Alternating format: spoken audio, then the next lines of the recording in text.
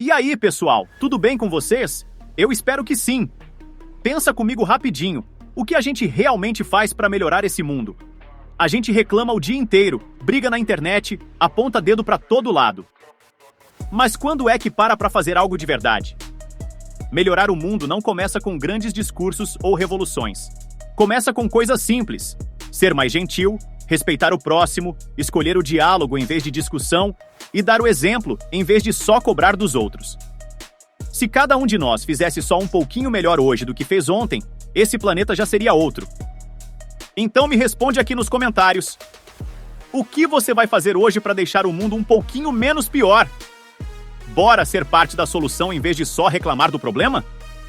Deixa o like se você topa esse desafio e compartilha com alguém que precisa ouvir isso.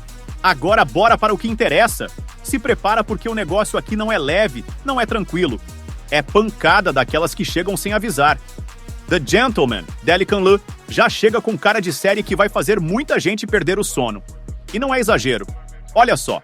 Quando uma produção turca resolve entrar no território da vingança, com identidade trocada, passado traumático e jogo psicológico pesado, você já sabe que vem bomba por aí. E The Gentleman, Delican Lu, não só entra nesse terreno, ela finca bandeira. A série estreia no dia 6 de abril, em horário nobre da Show TV, com produção da OGM Pictures, liderada por Onur Guvenatam, nome que já virou sinônimo de drama intenso e bem construído. E aqui não tem meio termo. Ou você entra de cabeça nessa história, ou ela te engole. Vem comigo que te conto mais!